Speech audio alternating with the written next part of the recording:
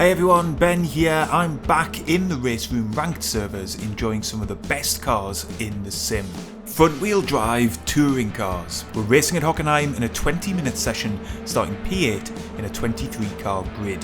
There's plenty of great action in this one, so strap yourselves in and let's get down to the track. Here we are then, on the grid, getting ready for the 5 red lights, launch control engaged. Can we get a good start off the line? And the lights have gone green and we are underway.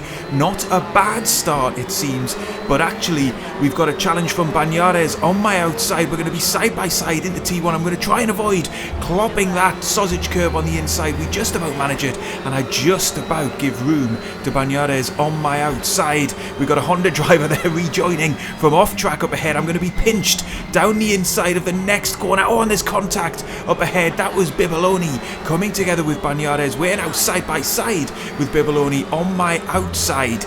Luckily enough, I've got better drive off the set of corners there. It looks like I've got more momentum coming down the back straight here towards the hairpin for the first time. Now obviously this is a moment of maximum danger here at the Hockenheim ring on lap 1. Yes, there he goes down my inside, Bibaloni. I'm going to just try and take a wide line here, give the drivers on my inside enough room not to hit me. That has cost me a position. I am down into 9th position from Bibaloni, but at least we survived. We got no incident points, no damage, and we can fight through the remainder of this race. But we're into the left-hander, we're boxed in a little bit, and look at that, Bucci behind me dives down the inside. We're side by side through the corner, but I'm going to just be able to hold him off through the next right-hander. That was mega close to being an accident as well, but there's confirmation.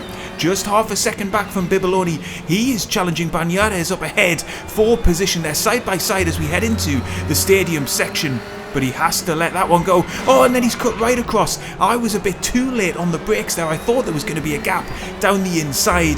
Bibaloni did not see me coming, and I was very fortunate not to take us both out of the race there. That contact ultimately absolutely on me, and just about on the margins of surviving there into the left-hander. Thankfully we did, and we're going to cross the start-finish line in 9th position. You can see just how busy the track is up ahead. I'm going to take a conservative line through T1, and I'm going to capitalise hugely against drivers who ran it out wide, who were each vying for position and didn't want to let go by just taking it a little bit easy into T1. I've actually gone and made up 2 positions in the first couple of corners on this second lap of the race. We're up into 7th position now, following Rich Weatherhill. Up ahead I've got Bucci behind me and Bibaloni. So it's going to be interesting to see whether we can hold this position down into the hairpin once again. We're still clustered together with lots of drivers behind. Here comes Bibaloni in the rearview mirror. He's down my inside, and unbelievably we managed to avoid significant contact as he came in very hot into the hairpin there. We're now tucked right underneath Broderson's rear wing up ahead in the Honda through the right hand kink. Oh, and he's slowed down dramatically, and we're just able to avoid him, get through. Other drivers past too, and Bibaloni's come steaming in once again. I feel like a matador with a red flag out, avoiding the charging bull of Bibaloni. That's twice he's come diving down my inside. We can take a look at it again on replay, but this first is how we made up a couple of positions at the beginning of lap 2. You can see I just had a tighter line through T1, and that gave me the better drive on exit and the better line through the next corner, allowing me to jump 2 drivers and up into 7th position. But here we go, here's a first near miss with Bibaloni. He came steaming down the inside. In fairness, he kept the car on track, so I can't have too many complaints there, but we're on board with Bibaloni now, and this one could have been a huge accident, and he's miles away from keeping this one on track. Just overestimated his braking capacity, and 1 lap further on he would do it again. That's Bibaloni smashing into the side of a driver, once again too late on the brakes. But thankfully by lap 6 we were well clear of the pack of drivers behind. We built a 6-second gap, and now I'm following Yevgeny Lazarenko up in 5th position as we come into the stadium section. Rich Weatherhill has gotten past Lazarenko just a couple of laps earlier, and really we're hanging on to each other quite well here. There's only a couple of seconds separating all 3 cars as we're coming around to finish lap 6, and there's been a big mistake up ahead. That's Weatherhill, he's around. I wonder if he came together with that back marker there. Let's take a look at it on replay once again. You can see Weatherhill just approaching the back marker, and he's lost it. He was offline trying to overtake him, and that has cost him big time.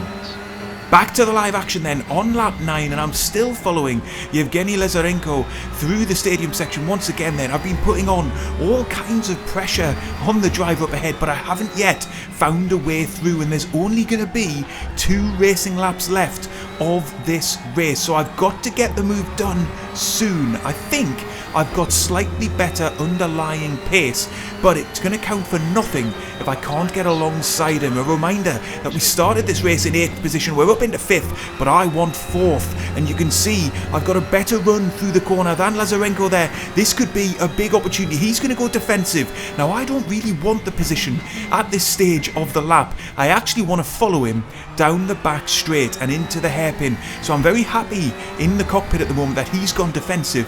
It'll have compromised his exit onto this high speed section of the circuit, and it's allowed me to tuck in nicely into his slipstream.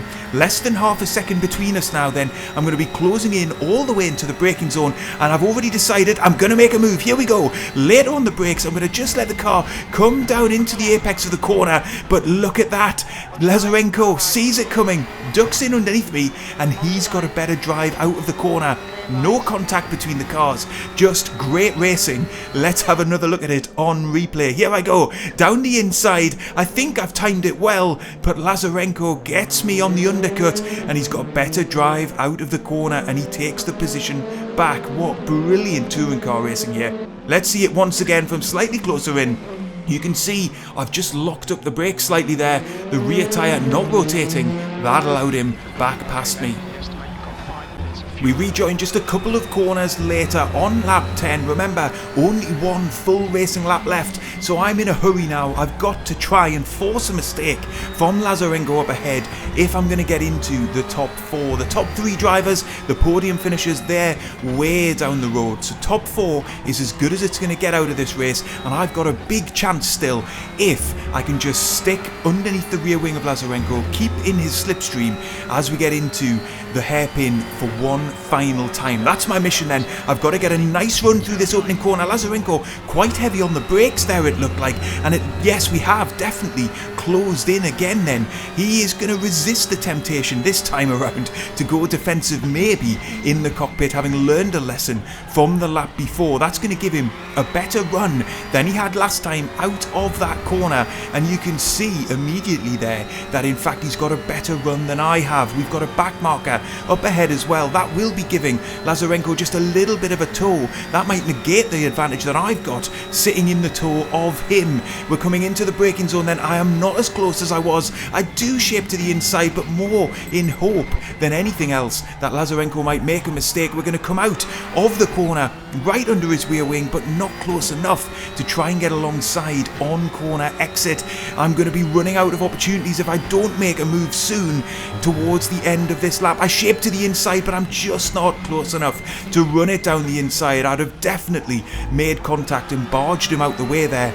I don't want to do that. I want to get past cleanly. We're through the right-hander. We're approaching the stadium section. There really is only one half chance left if Lazarenko doesn't make a mistake. It relies on me getting a very good run through this right-hander, and I think that I have. The first place man has finished the race, but I'm looking down into the apex here. Oh, and I lock the brakes, and I very nearly steam into the back of Lazarenko's car there, and I think the game is up. I'm not sure I'm going to get another chance here unless Lazarenko gets very loose through these final couple of corners, but he's neat and he's tidy. We're only 0.3 seconds behind him at this point, but it's not going to be close enough. We're going to cross the line in 5th position. Wow, what a great battle, what a great race. We come home then in 5th. There's the full classified results. A decent move up from our 8th place qualifying, and just a hugely enjoyable race with Yevgeny there for 4th position. The opening laps were chaotic, but the latter half of the race was pure enjoyment, and that's what RaceRoom gives in these front wheel drive touring cars. I really recommend them, and if you enjoyed this race, I'm sure you'll enjoy the video up on screen now.